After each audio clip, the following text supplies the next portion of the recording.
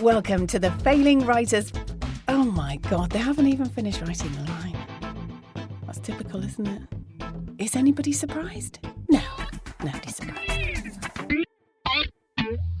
So here we are again, and I believe we've got to start by rounding off our NaNoWriMo adventure, haven't we? He said. Yeah. With minor, not really bothered. What an adventure it was for you, Tommy. It kind of was, actually, yeah. Yeah. It's like a roller. I was going to say it was a roller coaster, but are there roller coasters that just keep going down, or do they always have to come back up? They tend to go. I kind of did go up first, didn't I? And then, yeah, exactly. Yeah, it's been a roller coaster. Yeah, there you go. Look, let's put it this way: the whole point of maybe not the whole point, but a bit of the point of doing National Novel Writing Month was just to learn something, wasn't it? To try something different and to learn something. Yeah. So very true, actually. Yeah. Like look at it from that point of view, Tom. Do you feel that you've learned anything about your writing? Yeah, I do actually. Yeah. No, absolutely, actually, yeah. That probably, like I said a couple of episodes ago, that the novel thing probably isn't actually my bag, really. And it got me, I was thinking today, actually, what Tim Craig said he said the similar kind of thing, didn't he? That he sort of dabbled in the novel writing thing, but couldn't really get past that first bit. Yeah. And it turned out it's just not his thing. Yeah. So I probably need to, maybe that's been holding me back all these years of thinking that's what you need to write. Yeah, it's a good point. Maybe I just need to try some different things. Try writing a play or a screenplay or do you mean like yeah, you've got to find your thing. It's funny you say that because as we'll find out later on in this episode, what I've discovered over the last few months is that flash fiction really isn't my thing. Writing short stuff. But we'll get to that later on. So Dave, let's start with a high, Dave. Tell us about all right. Well, it's kind of a high, but it's not really because I didn't finish it. I didn't finish a novel. Absolute loser. I didn't hit 50,000 words. I've done 40,000 words. Oh, mate, come on. Near, mate, is it? What's that? 20% less. I know. Rubbish. But do you know what? I'm quite pleased with that. I could have just like thrown an ending on. Yeah.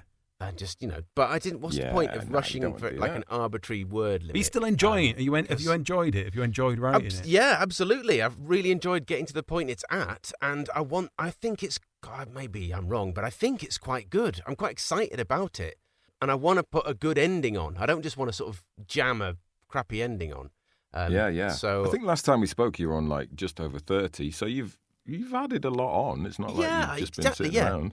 And I know kind of what's going to happen, but I want to do it in a sort of, because it's a funny book, but I want it to be dramatic. It's got to be properly dramatic in the ending. Yeah. So I need to build up the sort of tension quite a bit. There's some twists and turns and all that sort of stuff. But I want to do it properly. So I feel like I've got a good solid base. But I want to, actually finish writing a book rather than just. I don't think the challenge really was ever, because I never thought in a million years that any of us would actually write a whole book in a month. Yeah, I did think that was like you were right, Dave.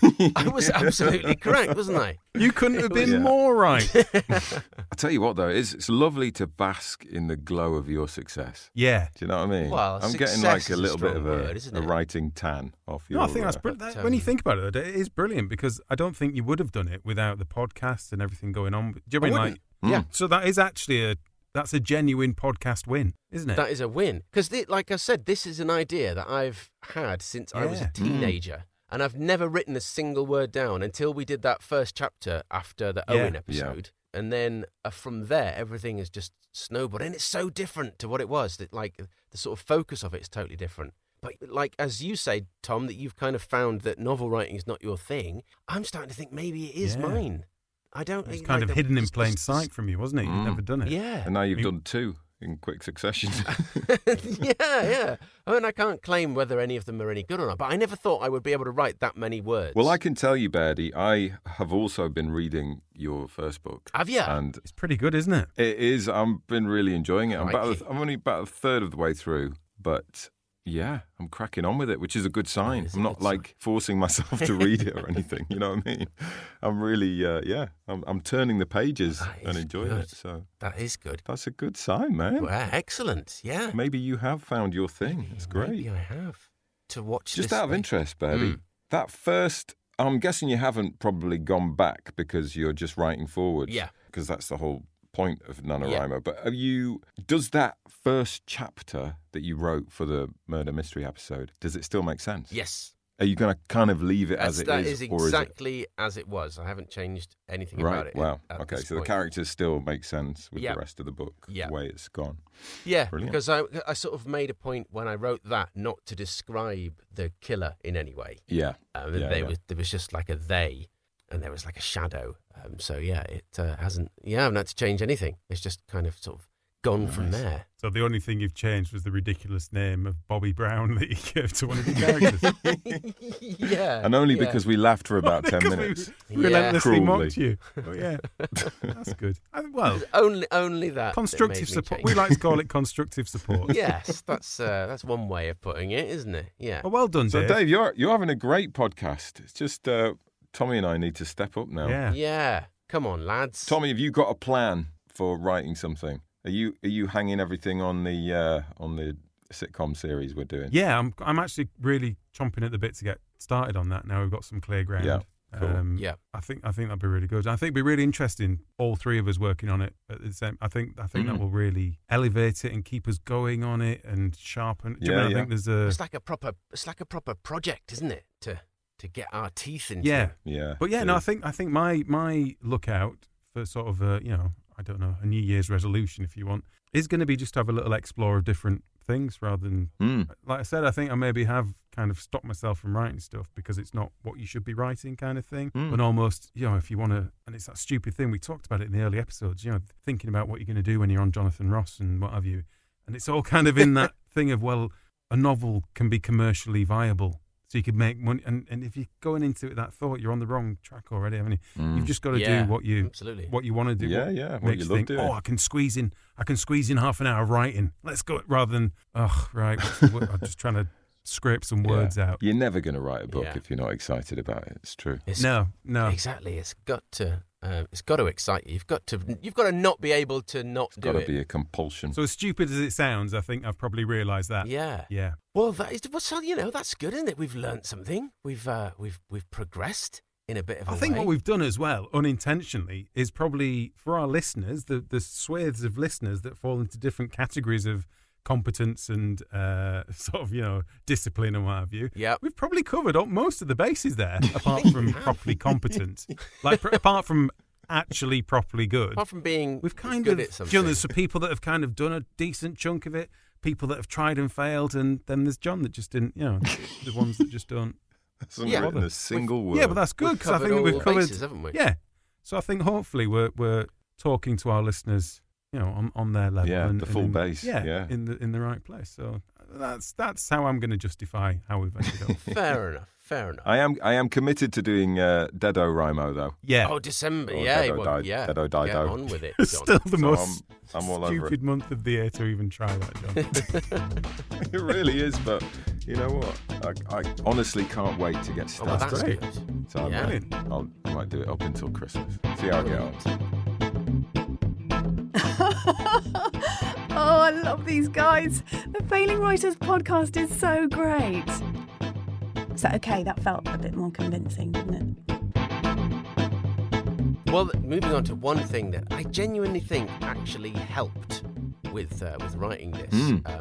I should point out that we, through a bit of a blag, mostly on John's part, it has to be said, in fact entirely on John's part, managed to get hold of a free bit Swedish of writing software. Yeah.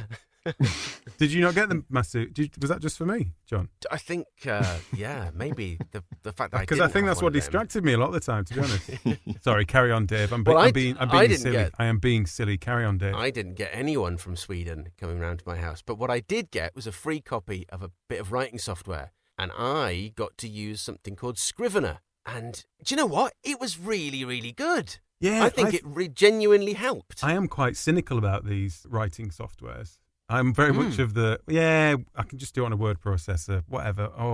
Don't make it more complicated. Yeah. But actually, there were certain elements of Scrivener that I thought, God, that is just really, especially when you're trying to keep the word count and everything, and you can put in your daily targets and your overall target, and the way it splits it into chapters down the side, so you can bob back and forward without kind of losing your place. Or it's easy to make changes really... as you go along. I found with having that little side panel with your chapters, like you've said before, you make a change and you go, oh crap! In order for them to do that, I've got to set up. Someone's got to put jam in that sandwich in chapter 2. It's so easy to go back to chapter 2 and make a little change because they're all sort of there at the side. But the weird thing about it is because I was quite cynical about using it as well, because I thought, why would you, why do you need some sort of specialist software? It's just something else to procrastinate over. And the intro to it, like when you first download it, there's this incredibly long, detailed the tutorial. And it goes on and on and on. And I'll be honest, I almost just gave up. I was like, I can't be bothered. Because I was like, I'm going to do this properly. And it was just too much. Fortunately, there is a little bit in that intro that says, oh, if you want to, you can just click try it now and get going. And I did that. And after that, after getting on with it, it's really quite easy to use, because most of it is just like a word processor. It's like using Word, isn't it? But there are just all these extra little bits on it that make it I tell you, one of the brilliant things in it, especially when you're trying to get you're doing NaNoWriMo and you're just shitting out words left, right and centre, is the kind of the autocorrect on it. Oh, right. It's got an actual autocorrect feature. Yeah. So you're rattling out words that kind of... Is it not really annoying? No, it works. Like most autocorrects? It works really well, actually. Oh, really? Yeah. Isn't there a bit in it where you can change a name? Like every instance of... Like Bobby Brown? Definitely like Bobby Brown. I think it automatically changes that, John, because it knows it's stupid. I think with mine... It's built into the programme.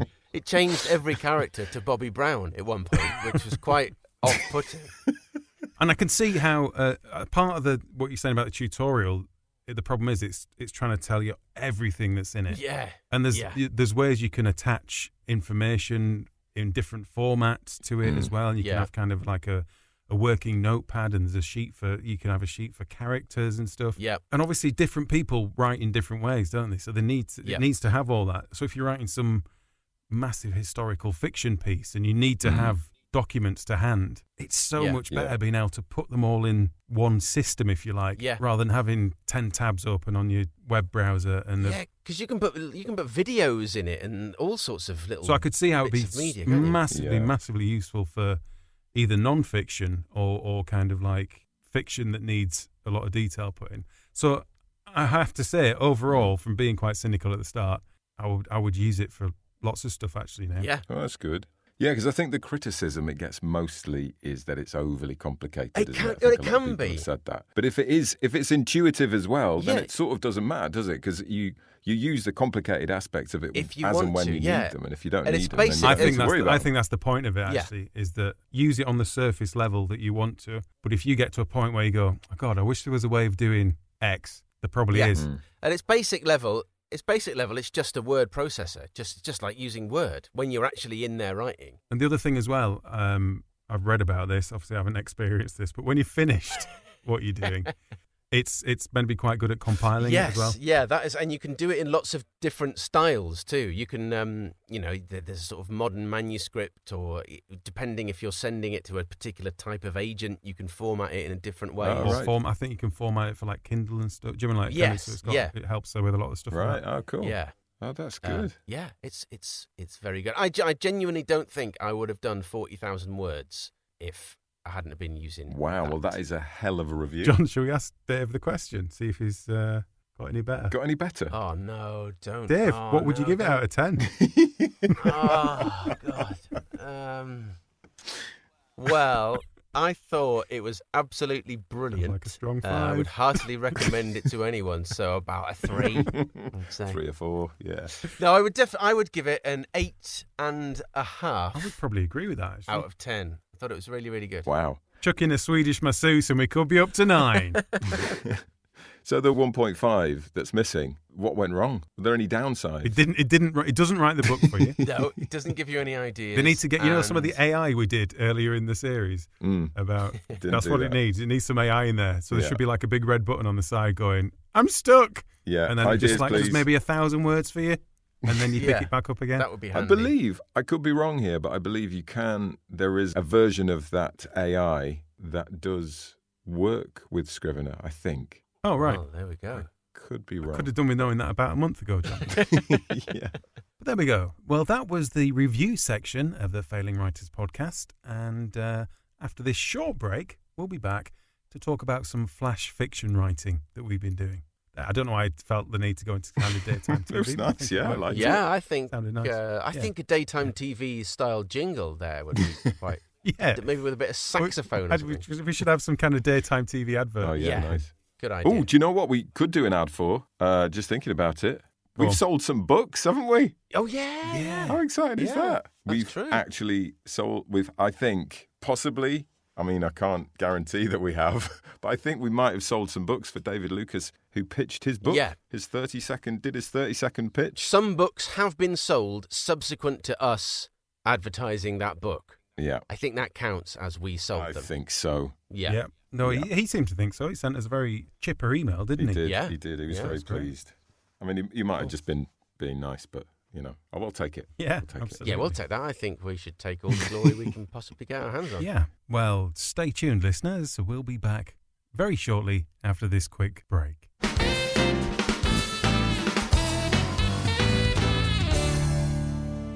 Introducing Book You Sell from FWP, the ultimate way to turn those troublesome, hard-to-sell collections of words into easy-to-fold, non-traceable cash. Forget awkward querying letters to agents or publishers. Book You Sell does the hard work for you. Manufactured above minimum standards from thousands of revolutionary microfiber persuasion strands, Book You Sell gets deep into the ears of prospective customers. Simply record a 30-second voice memo pitch, send it to FWP, and we'll do the rest. Say goodbye to sleepless nights, unpaid bills, and deep-rooted anxiety about not being good enough, and say hello to Jonathan Ross with Book You Sell from FWP. FWP cannot guarantee book sales, a good night's sleep, or an appearance on Jonathan Ross, Graham Norton, or any other talk show. Actually writing a book required. So welcome back after that short break. And in this part of the show, we're going to be looking at some flash fiction that we have written ourselves because, gluttons for punishment that we are, we entered another competition, didn't we, chaps? We did. This time, the word count was 250. No, it wasn't. Yes, it was. This time, the word count was 250 words rather than 100, which I think, apart from actually being more words, is a lot easier. Yeah. It's about 150 easier than the 100-word challenge. Yeah, definitely. But, in terms of everything else about it, it was pretty much the same format of competition, wasn't it, as the last NYC thing exactly we did. The same. So we all got a genre, an action, and a word, and then we had to write a story in 24 hours that contained all those things in 250 words or less. Did you both find it a bit easier than the 100 words? I definitely did, yeah. You just had a bit more breathing space, didn't you? You didn't feel like you were taking too much out of it, which I think we all kind of felt with the last one, that you kind of had to be so brutal to get it down to 100 that you've always felt like you're leaving stuff out. Like there's things that need or want to be in there, and you kind of go, So it becomes a kind of a slightly different challenge, doesn't it, of kind of condensing stuff so much, whereas 250 is just about enough to kind of... You can tell a story, yeah. With 100, you're not really telling a story, are you? You're just sort of pitching a little bit of someone's life or something, but you're not really kind of... There's definitely no middle, beginning and end. So guys, how did you feel when you got your genre this time out? And what did you get? I got horror again. Yes. Yeah. Which I had sort of mixed feelings about because I'd already done horror and I didn't really want to do horror again. Yeah, it's not your favoured genre, really, is it? I quite like reading horror, but and I sort of quite like writing it. But I just wanted something different for this challenge, I think. So I wasn't thrilled about that. I think it's actually really hard to do in a very short format as well, because you got none of the sort of queasy setup. Well, you've got to build suspense, haven't you? And you literally haven't got time. Yeah, absolutely. You don't have time at all. So I was kind of like, that's a shame. But I think, John, don't be too down about it, because I'm pretty sure I will be right in saying I don't think you'll get horror in the next round. No, I think you're probably right. I think the chances will be against that.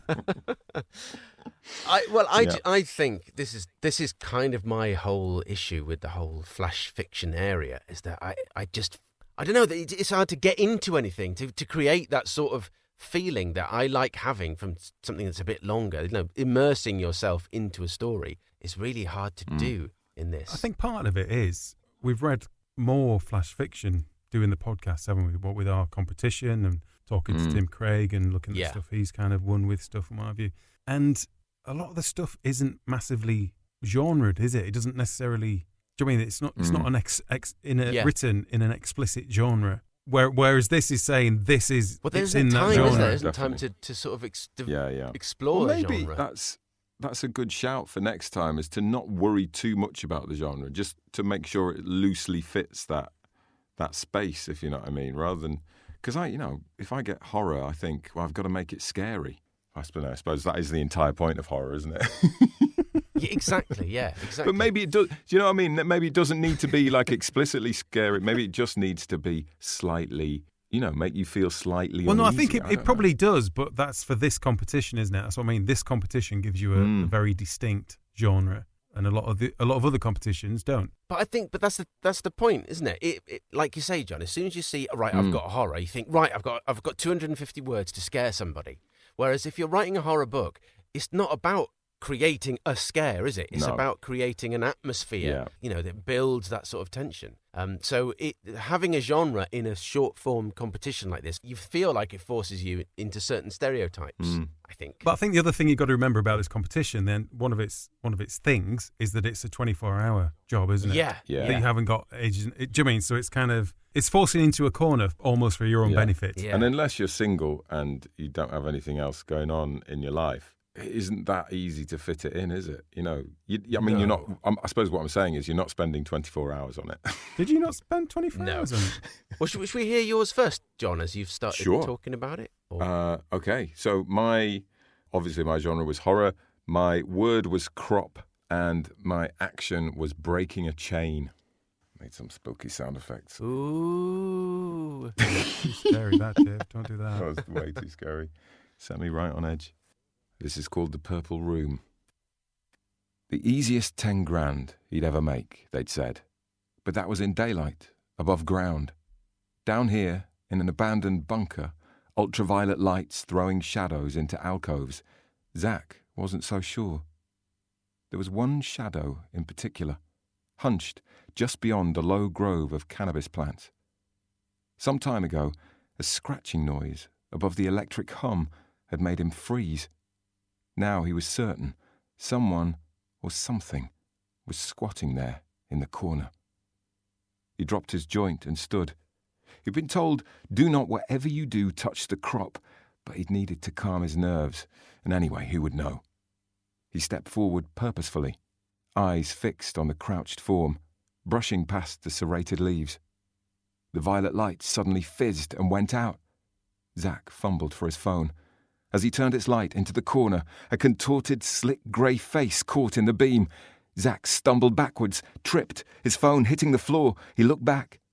In each intermittent flicker of UV, he saw more shadows moving quickly towards him. He bolted up the steps, futilely feeling for the key to unpadlock the chain that kept people out. Gone. He reached the top, casting around in the dark for a metal bar he'd seen on his way in. He found it and lunged for the chain in the dark, slipping the metal bar through the gap to break it open with his weight. The quiet slap of 100 wet feet echoed in the stairwell behind him. So, John? Yeah? Were you happy with that? I wasn't entirely happy with that, no. And I can probably talk about why I wasn't entirely happy with it. Do you know what I was gonna do is talk about, because we mentioned before we're going to talk about what the creative journey was, if you like, for the ideas that we've written. Genesis of the and idea. The idea was to sort of think about it and sort of scribble them down or record them. And I could give you are you interested? Do you want me to give you a quick sort of where it began? Yeah, where did it come from? Crop. Where did that idea start? Crop. The ideas I was thinking was, first of all, of course, the first one I thought of was like the riding crop and being spanked. What? That's sorry? it. The spanking. It was going to be called. I was thinking, like cornfields, The Quiet Place, Children of the Corn, Signs, all that kind of stuff. But it was all a bit obvious, been done to death. Hair being cropped. I don't know, I had a few ideas for that. And then breaking the chain, I was thinking like a dog on a chain, a necklace, or breaking a sequence, someone who's captured. And then I was thinking, what sort of weird crops are there? And I think it might have been Katie who said, what about weed? And I immediately thought of those like secret warehouses with the UV lights and the hydroponics. And I thought that could actually be quite atmospheric, with that lighting. And there was a case a few years back where some gang used an old like underground cave or like a bunker as a weed farm. And I thought the idea of the sort of the claustrophobia of being in one of those places might be quite interesting, especially if you combine that with a little toke on some very high-grade product. Yes. And that kind of got me thinking. I was thinking about this old World War II bunker in the woods where I used to mess about as a kid. There was like an old creepy storage bunker that, like urban explorers used to break into occasionally. And so I thought I'd set it there, bit of local interest.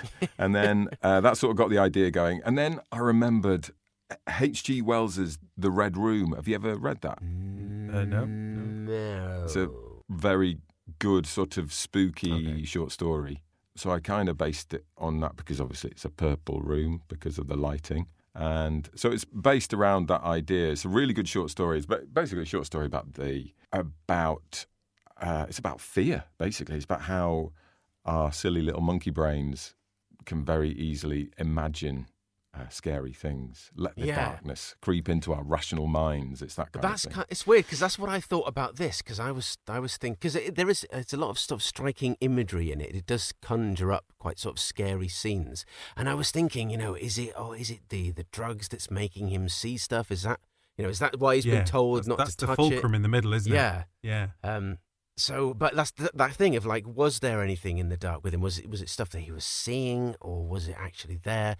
But it's difficult because you just don't have the time to really build that question up, Yeah, and going back to Tom's question, like by the time I'd written something that sort of had a bit of horror about it, and there was some kind of threat, I was on like 300 words, and all these ideas that I had for the real story in it, I just had to strip it all out. So it just sort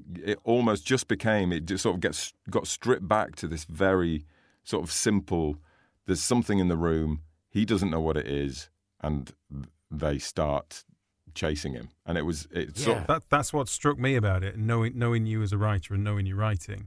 It seemed quite surfacey in terms of the way you'd written it, that it didn't have your usual sort of depth of writing on it. It just felt a bit of a... If I was going to put to try and embody the judges from the NYC from our previous feedback, I would probably say I like the imagery in it, but the slap of 100 wet feet. Can we get more? We need to know the backstory for these people with the wet feet. No, that's it exactly. We need all the backstory. Why are their feet wet? Why are the feet wet? Exactly. Yeah. And initially there were ideas about that, but then I just had to kind of throw them out. And are there 50 things in there with 2 feet each, or are there just 100 feet slapping? Is it just a really wet millipede? I mean, come on. Yeah, there's a lot of questions. But it's true. It just it feels like it's building, and it's like a story that I want to know something about. And then it just ends with some wet feet. Yeah. Because you don't have the time to. No, but I do feel like I missed tricks. Like looking back on it now, because it's really hard. Yeah. It's really hard on the day because you're just like, oh, okay, I finished it. It's 250 words. I'm done. Yeah. But you do that editing thing, don't you? Where you end up going around in editing circles. Yeah, totally. Where you're almost taking stuff out, changing it again, then going, well, that's just like it was at the start, but probably not quite as good. Actually. Yeah. No, exactly. It's always that question, isn't it? That this is something that's particular to something where it's like you only get 24 hours. Like sometimes you take something out and you think, I think it makes sense, but do I think it makes sense because I know what was there before? Like, does it objectively make sense? And normally you'd go, do you know what? I'll give it a couple of days and I'll come back and see if it still makes sense. But you don't get that opportunity with this. No, I think that's really true. And it's only like looking back on it now, it's not at all scary, first of all.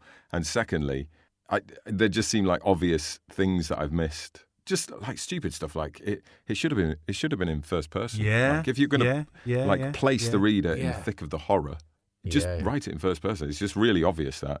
And secondly, you should never really see the thing that's pursuing you in horror. Yeah, it's scary if there's a shadow. That's the thing, isn't it? It's a shadow. Sure. Is it there? Was it not? Is it the light? Is it, once you've got a slick grey face. So that was suddenly really obvious, like looking back on it. But I mean, these are minor problems, to be honest. I think there's a lot more wrong with it, looking back on it now. But. Well, I refer you back to my previous point, John. I don't think you need to worry about getting horror in the next round. No, exactly. No, I think it's pretty clear. But do read H.G. Wells's Red Room, because it is brilliant. And to be fair, it doesn't do a lot more than this in a weird sort of way. It's a very, very simple story, and it is kind of just about your own fear. Are there any wet feet in it? There's no wet feet. No. Right, okay. I'm not going to bother then. I'm not going to bother. No, his story is a lot cleverer than mine, to be fair. Betty. Well, yeah, okay.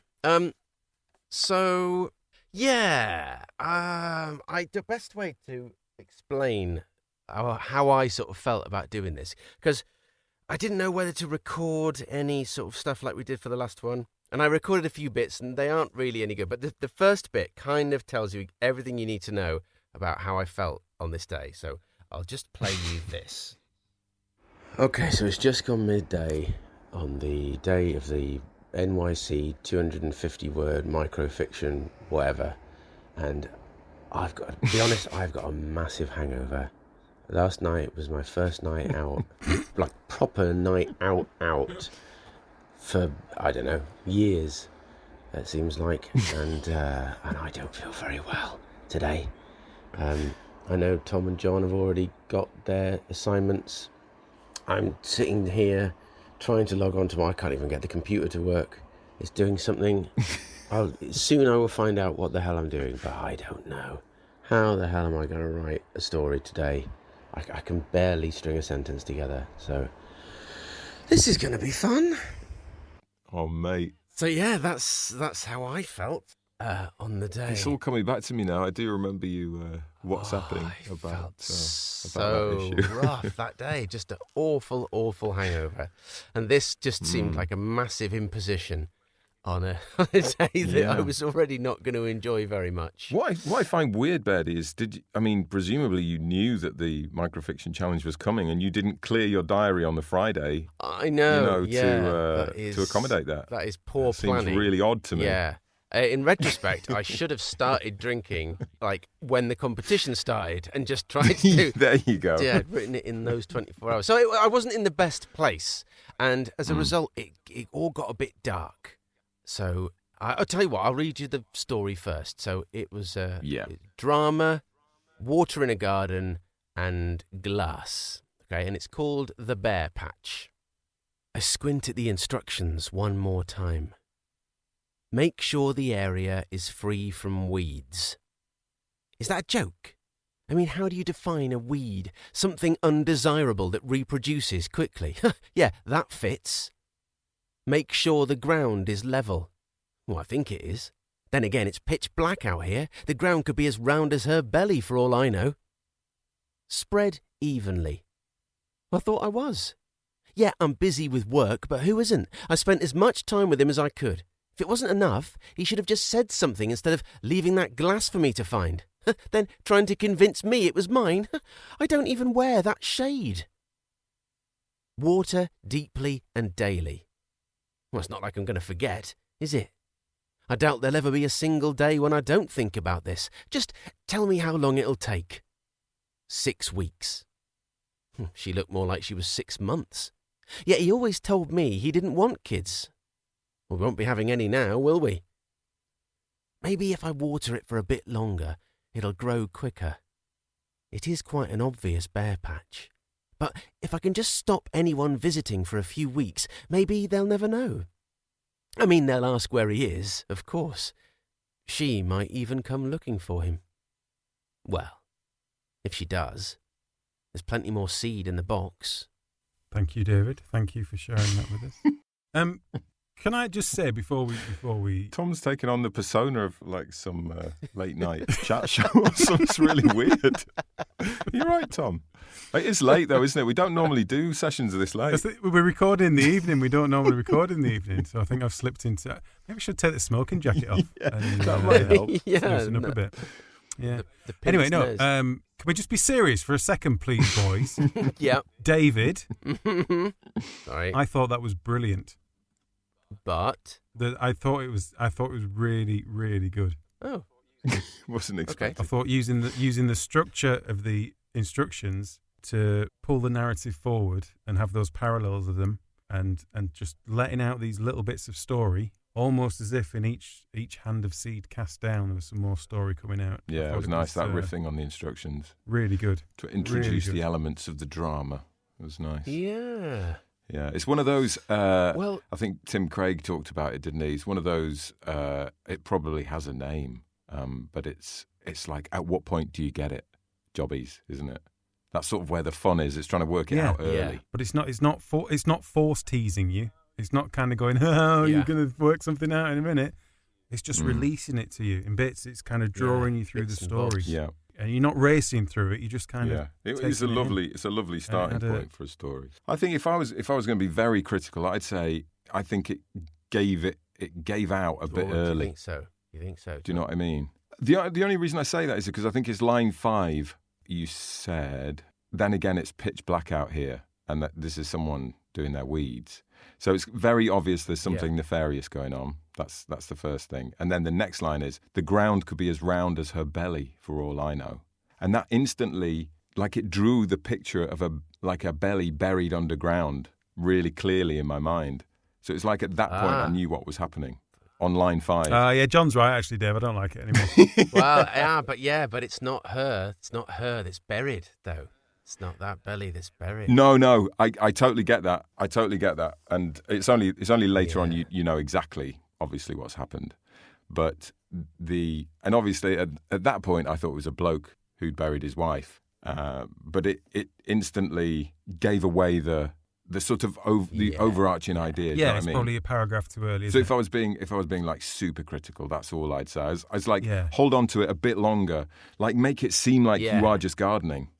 Because then the hit is like, oh, fuck, he's buried someone. Oh, is he buried someone? Right, okay, God, right. Now I thought it was just about gardening. Right, now I've really gone off this now, actually. Because I had quite a lot of trouble with my back lawn. There was a bit where a bush was overhanging and the grass just wouldn't grow underneath it. So I've been through it. Do you know when I thought we were on you put seed down, you put an entire bloody box down and the kids still run on it, the birds come in and it starts growing. But then as soon as it gets to winter again, it's just gone again. And I thought Dave, so they've killed someone. I told you it was dark, didn't I? But yeah, I would qualify what I just said by saying, judging by the judging last time, I can sort of see why you might have signalled it a bit more than you normally might have done. Because actually, if you hadn't, then, there'd be no chance, would there? They'd be saying, well, I don't understand it. I don't understand. Thinking about it, Dave, I would like, we're talking, you're doing the story, but what is the backstory of the box of seed? Like, where's it come from? Where was it bought from? What manufacturer is it? What kind of grass seed is it? Yeah. Do you know what I mean? We need to know more depth, more backstory. In fact, from what John said, maybe it should start off, I squinted the instructions one more time, as I bury the body. Get first line straight in there, set out what it is. Should. Yeah, it might get somewhere. That has got a very good chance of getting through for Well, me. I don't. It's got a lot of flash fiction quality to it. Everything we've learned about how flash fiction story sits, that feels like it sits in the right space. Yeah, I like the structure of it when I sort of stumbled across that. Because like talking about the origin of it, I was standing in the kitchen, staring out the window at the garden, just holding my head. And thinking, oh, God, watering a garden. I couldn't come up with anything. And I was thinking that I used to hate going into the garden in our old house just in case I had to speak to a neighbour. You know what I mean? Like, you would just go, I want to go out, I just want to get the washing in, and then you end up chatting to someone for 10 minutes. I used to hate that. And I thought, well, that's not much of a story. So I thought, well, the opposite of that, I first started thinking about someone who was overwatering their garden just so they could see a neighbour. You know, they wanted to go out and speak to somebody. But then I thought, that's not really enough drama. And then somehow from there, I jumped to, oh, if you buried a body in the garden, you'd have to plant stuff to cover it, and then you'd have to water it, wouldn't you? Yeah. And it just sort of went from there.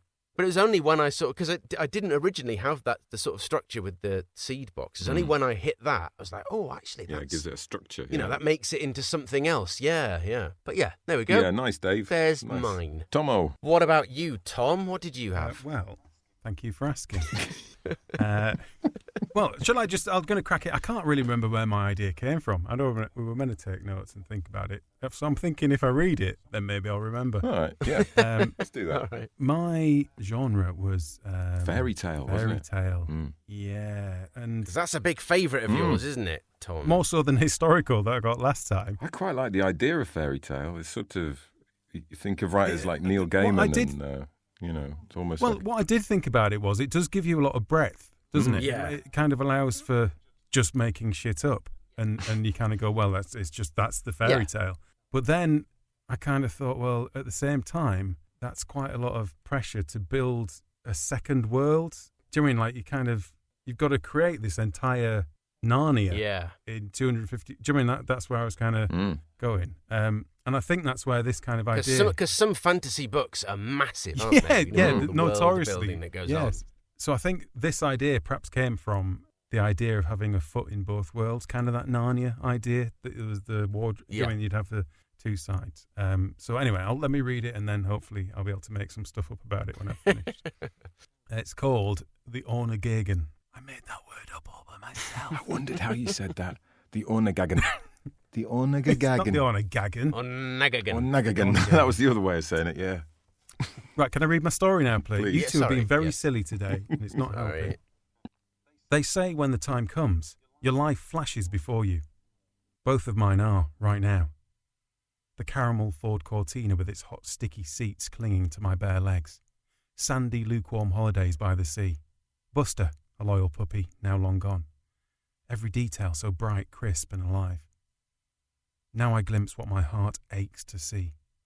The elvish castle at Thiomedes, before it was razed by the orcs from the north. The memories of magic just cast, lacing the air like rich, heavy firework smoke. I try to catch the smell. My weak lungs falter. The machines keeping me alive sympathetically change their rhythm. My mind allows me the only memory shared across both worlds. That sparking arc of fiery blue, otherworldly light, which lured me in, 12 years old, fearless and desperate for adventure. Adventure didn't even begin to describe it. I was the Ornagagan, the chosen one. I lived the richest life. It was 60 years until I reluctantly returned to this world. Yet not a split second had passed. I was 12 again, but with a mind filled with a hero's lifetime. A mind I made the mistake of sharing, and one deemed unsound. The nurse brings in flowers with a long-lost, unmistakable scent. With an effort on par with my legendary scaling of the Balgathian heights, I turn my head. Thick, velvety scarlet petals, enveloping long, striking purple stamens. Eriskine fire drops, only grown by the banks of the Threngard. So, I mean, basically, we can tell from that, I just thought if I put loads of, otherworldly Lord of the Rings type words in, it's going to sound fantasy, isn't it? I really like the sort of the split world thing. It's like a never-ending story sort of thing where you're not really sure. It's ironic, isn't it, Dave? In 250 words. Well, yes. Just call it the ending story. The ending quickly story. Yeah, but you're never really sure. Is this happening? Is he in a different world? Is he really here? Is he reading it? With this one, I couldn't decide if this person had been struck by lightning and was having lives flashing before their eyes, or if they were on a psych ward having ECT because they were crazy and it felt like they were living a different life. And from other sort of flash fiction stuff, that level of ambiguity I thought was quite a sort of good thing. I guess that was kind of the point. Yeah, but I might have been. No, wrong. I think in my mind the idea was that this guy's in his final moments in a hospital in Birmingham or whatever, and he's having his two lives are flashing before him of his normal in our world life that he had and his Narnia type life that he had in a moment as well when he was 12. and then it's all, and then obviously the the twist at the end is that in this hospital in Rotherham, Birmingham, wherever, normal place, someone has delivered flowers that are from the other kingdom. The Erskine fire drops. Yeah. I love this, Tommy. I thought this was great. Oh, thank you. I loved one of my favourite, well, there are lots of favourite bits. I'm going to talk about my favourite bits. But I loved how quickly it hooked this is you going in. better than I expected. Carry on, John. No, it hooked me in straight away. I loved it? Because it's good. Did just it the hook you in words. because it's really good? Go on. That line, they say when the time comes, your life flashes before you.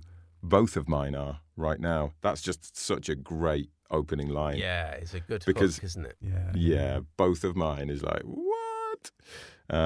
And just that lovely contrast between the sort of mundane, nostalgic memories of these car seats and the dogs and then the castles and the magic come in afterwards. I thought it was really lovely. Do you know what I quite enjoyed about that bit was that kind of 70s, 80s time, when we were kids. Yeah, it just absolutely dropped me into that world. But then, like you say, just to kind of brilliantly. switch to the fantasy world. But then that hint that the fantasy world was the one he really loved. Do you mean that was his... Yeah. The other great thing is when you're 12 years old, you do have, well, a lot of 12-year-olds have very vivid imaginations. So the lovely thing is that it's sort of weirdly possible that this kid has imagined an entire lifetime of a hero. Yeah, and he has just been deemed mentally ill and he's spent his life in an institution. Yeah.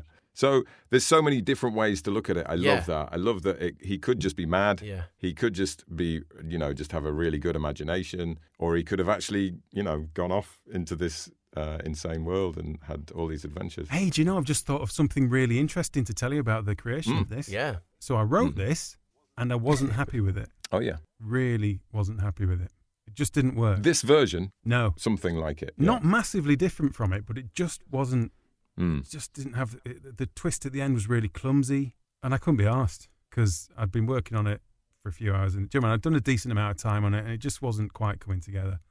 And I think I just went and watched TV. You went away and came back? And then it was about midnight, and I was well ready for bed, and I thought, you know what, I can't leave that.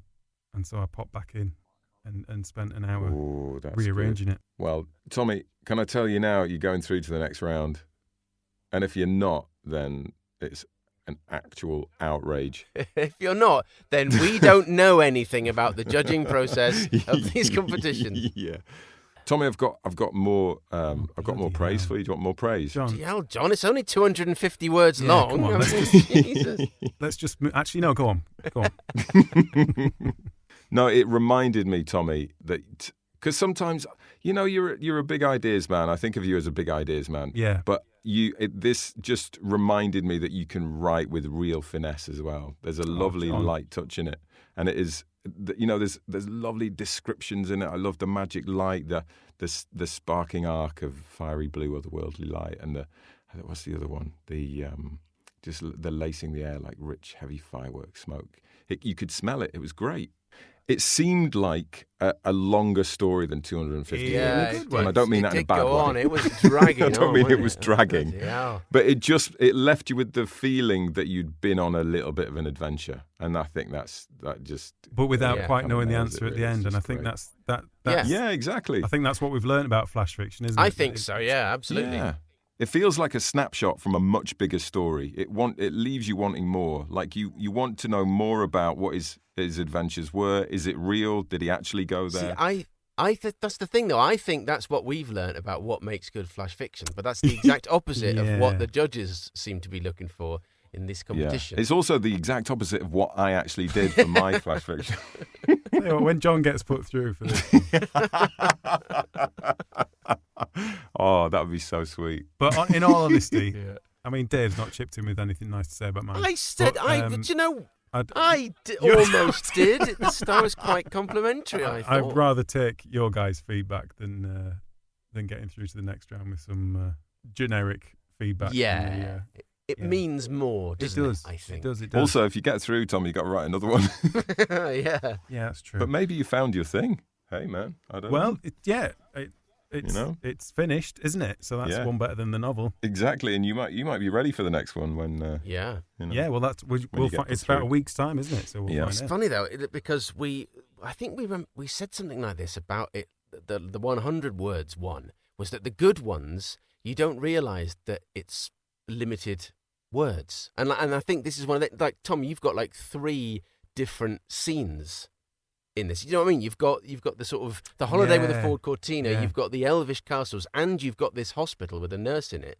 You've got all 3 of that happening in 250 words. There's a hell of a lot.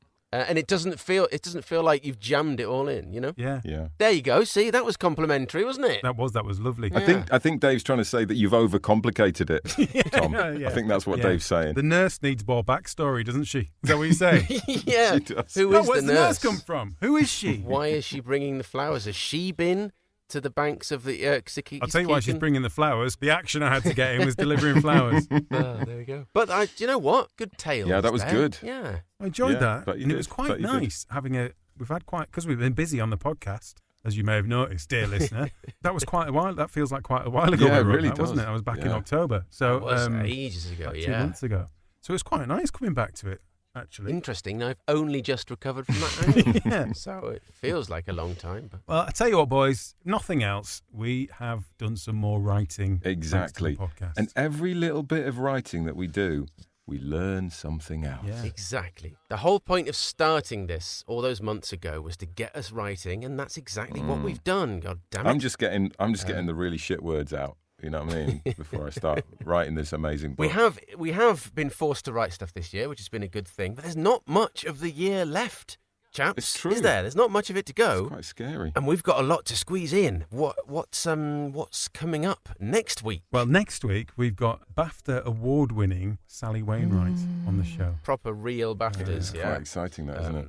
That's a big name guests. Yeah, and she was brilliant, wasn't she? Oh, she was lovely. I don't know what I expected, but she was just so honest and real. Yeah. There was she's no a proper no down-to-earth pretense Yorkshire and lass, stuff. isn't she? Yeah, it was a proper. And there's just proper good and there's chat. also you'll find this out next week. But there's remember that really dramatic moment right in the middle of the interview. Oh, It was my just God. whoa. Yeah, I don't know was anyone else who could have handled the Unbelievable. situation in that way. Unbelievable. But, you tune in next week. You won't want to miss it. Believe me. Definitely. And then we are gonna we're coming up to. We've decided it's going to be the end of the Failing Writers podcast at the end of the year. Yeah. It's been such a busy year. We've squeezed so much in, so it's going to be the end of season 1. Yeah. Before we come back for season 2, we're going to have a little gap. tease It there, was. Tom. That's it. I'm Yeah. clever. I'm glad neither of you two went, oh, get in. I didn't know that. I was doing that. That's Off the good. Yay. So after Sally next week, after Sally Wainwright, we have got, we're going to do a Christmas special. We're going to have a pantomime. Oh, no, a few we're other not. surprises in there. And then to finish off the year, we've come up with a fantastic idea of getting as many people back on that we've interviewed over the course of our first season of the podcast. And we're going to have a quick catch up with loads of people. It's going to be like a big podcast mini interview Christmas party. Yeah, like those big New Year's Eve specials where they just get a load of celebrity guests on. Yeah. And they only get like a one joke each. Yeah. And then they all get drunk. Oh, brilliant. Yeah, let's do that. Just something like that. A retrospective, an end of the year special. You made that sound really fun. Yeah. I'm going. I'm definitely coming along for that one. Well, we better get on and get in touch with all these guests and get them back, haven't we, for the party? So, yeah. Yep. We should probably just say goodbye and say to people, please make sure you tune in next week because the Sally Wainwright interview is not to be missed.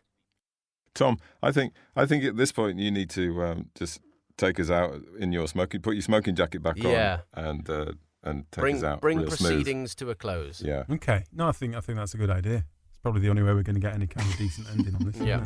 Isn't it? Well, dear listener, that ends another Failing Writers podcast, and we thank you very much for sticking with us, for listening not just to this episode, but to all the other episodes before as well. So we will bid you farewell, good evening, good morrow, good night, and we will see you next time. Tatty bye. Bye. Oh yeah, no, you guys have the last word, that's fine.